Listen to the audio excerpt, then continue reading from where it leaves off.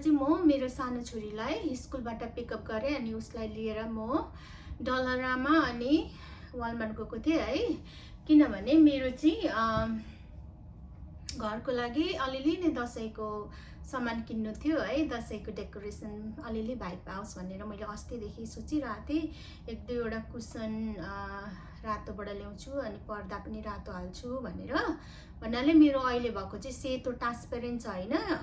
उता लिभिङ रुममा चाहिँ रुमहरूको त यस्तो कलरको न्युट्रल कलरको छ, यो ठिकै छ होइन। तर लिभिङ रुमको चाहिँ वाइट ट्रान्सपेरेन्ट छ नि त। अनि त्यसमै म चाहिँ रेड यसरी ड्रेप गरिदिउँ भनेर क्या बिचमा। अनि खासै चाहिँ मैले साइडमा लाउनु पर्यो अनि बिचमा चाहिँ वाइट लाउनु पर्यो भनेर सोचेको थिएँ। तर अलिकति महँगो पनि लाग्यो है। सो मैले चाहिँ यो सेटबाट लिएको छु। यसमा चाहिँ दुईवटा आउँछ ड्रेप, दुईवटा पिसेस होइन। अनि एक एकवटा झालमा वाइटको बिचमा रेड लगाइदिनलाई मैले यो लिएको चाहिँ यहाँ देख्न सक्नुहुन्छ साथीहरू। यसको चाहिँ थियो दाम अलमोस्ट $20 है। अनि कपडा पनि एकदम राम्रो छ, भेल्भेट खालको अनि शाइनी एकदम। अनि यो चाहिँ राख्यो भने धेरैलाई हुन्छ अब हलिडेमा मात्रै टक्कै निकाल्यो अनि अरू बेला चाहिँ हलिडेमा मात्रै टक्कै निकालेर डेकोरेट गर्यो, अरू बेला चाहिँ टक्कै थन्कायो है। बिनहरूतिर राखेर हलिडेमा मात्रै निकाल्दा हुन्छ। अनि यो लिएको छु फर्स्ट थिङ। अनि अर्को लिएको छु मैले मेरो ठुलो छोरीको बेडको लागि फिटेड सिट अनि फ्ल्याट सिट छ। यसमा चाहिँ अनि 2 पिलो केसेस पनि रह। यसलाई पनि थियो दाम 19 समथिङ नै थियो है। एकदम राम्रो फ्लोरल प्याटर्न भएकोमा आज मेरो बोली पनि लटपटिरहेको छ साथीहरू, हतार भएर होला। उसको चाहिँ अहिले लगाइराखेको चाहिँ टिमुबाट मैले अर्डर गरिदिएको थिएँ है। अनि क्याट पनि उसको रुममा प्राय हुन्छ नि त, सधैँ नै प्राय भन्दा पनि। अनि त्यही भएर चाहिँ फोहोर धेरै भइहाल्छ, पुरानो देखिन्छ। अनि मैले नयाँ ल्याइदिएको। अनि मैले डलरामाबाट चाहिँ यो दुईवटा अहिले देखाएँ नि जुन यो, अनि यो चाहिँ वालमार्टबाट हो। अनि यो कुसन चाहिँ हो डलरबाट, तर डलर भन्छ है, प्राइस चाहिँ अलिकति महँगै हुन्छ। यसलाई थियो $5। कति सफ्ट छ है। यो मैले एउटा मात्रै ल्याएँ, दुईवटा ल्याउनु पर्ने रहेछ जस्तो लाग्यो। तर ठिकै छ, कुसनमा एउटा मात्रै राख्दा पनि राम्रै देखिन्छ है।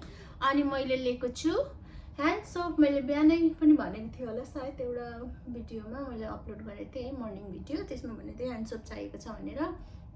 सो म चाहिँ यो सधैँ ल्याइरहेको हुन्छु। अहिले त दाम पनि यसको त कति $6 कि कति परेछ है।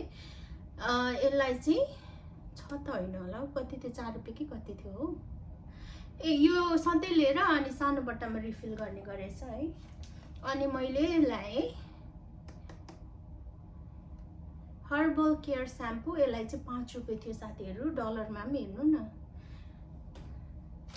अब छोरी छौँ है। अनि कपाल लामो छ सबैजनाको, स्याम्पू कति लाग्छ के। अनि फेरि कुनै स्याम्पू चाहिँ मेरो कपालमा चाहिँ मजाले नै वासै हुँदैन, मेरो कपाल त एकदम थिक छ के। अनि मैले लिएको छु किचनको लागि यो म्याट। अहिले पनि छ किचनमा एउटा म्याट, तर धेरै भलेको पुरानो पनि भइसकेछ, हरियो कलर पनि कस्तो कालो भइसकेछ क्या। अनि यो त्यही भएर यो ल्याएँ मैले। अनि मैले लिएको छु थुक्पा 3 प्याकेट स्पागेटी। यो चाहिँ म छोरीहरूलाई मिट सस पकाएर स्पागेटी बनाएर पनि दिन्छु, पार्मेजन चिज माथि हालेर है। म चाहिँ नेपाली थुक्पा बनाउँछु कोही बेर है। अनि कोही बेर चाहिँ चाउमिन बनाउँछु, यस्तै हो। डलरमा 3टा प्याकेट लिएको छु जम्मा है। डलर नै होला सायद त्यसको प्राइस चाहिँ। अनि म मेन गएको चाहिँ बिहान पनि भनेको थिएँ है, त्यो सोप अनि यो टुथब्रसेस ल्याउनु भनेर।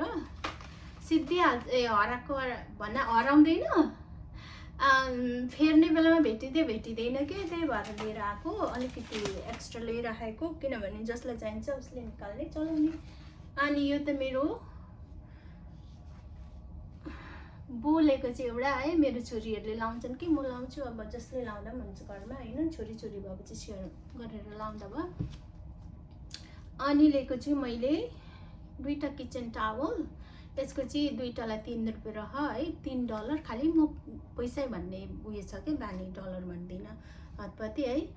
अनि यो चाहिँ मैले रातैबाट लिएको छु किनभने थिम मिलाउनको लागि अलिकति फेस्टिभ भाइब आओस् भनेर है।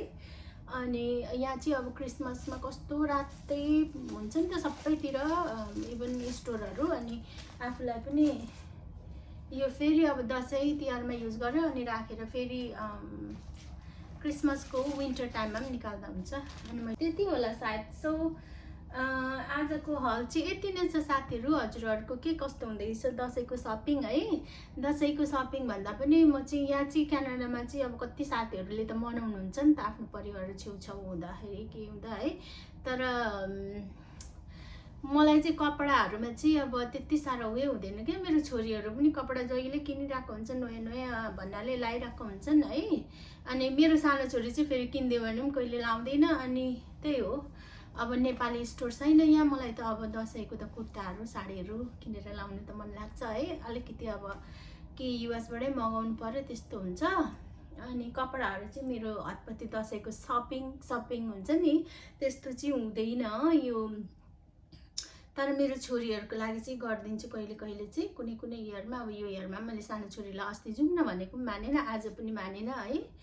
उसलाई अब कुनै दिन मन लगेर केही किन्ने भने, तर उसको धेरै छ नयाँ नयाँ कपडाहरू पनि लगाएकै छैन अझै। उसलाई जुन मन लाग्छ त्यो मात्रै लाएर हिँड्छ क्या। उसको क्लोजेटभरि छ कति नयाँ लुगा। अनि त्यही हो मेनली चाहिँ अब मेरो। अनि मैले चाहिँ एउटा टेबल क्लोथ पनि हेरेको थिएँ यहाँ डाइनिङ रुममा चाहिँ ठुलो टेबल छ क्या मेरो चाहिँ यहाँनिर घरमा। अनि त्यो टेबलको लागि पनि ल्याउनु पर्यो रातो टेबल क्लोथ। अब अघि नै भनिहालेँ हलिडेमा युज गरेर अरू बेला राखौँ भन्ने गर्दा हुन्छ नि त होइन। अनि सोचेको थिएँ तर अब आज चाहिँ ल्याइहालिनँ, कुनै दिन अब चाँडै ल्याउँछु होला है। किनभने मेरो आज चाहिँ अलिकति ढिलो पनि भयो। मेरो सानो छोरीको रुमको लागि पनि फिटेड सिट ल्याउनु छ। अनि सोचिरहेको छु अब बिस्तारै त्यो टेबल क्लोथ, छोरीको फिटेड सिटहरू रुमको लागि सायद म यो मेरो रुमको लागि पनि ल्याउँछु होला, मेरो लागि है। बेडसिट अनि सायद कम्फर्टर पनि ल्याउँछु होला यहाँको लागि, किनभने यो युज गरेको पनि कति भयो, कति वर्ष। हेरौँ अब चेन्ज सोचाइ चाहिँ हो होइन। बिस्तारै गर्नु छ, अहिले ह्याक्टिक एकैचोटि गर्दिनँ। सो आजको सपिङ चाहिँ यही भयो साथीहरू। हजुरहरूलाई म अर्को भिडियोमा भेट्छु है।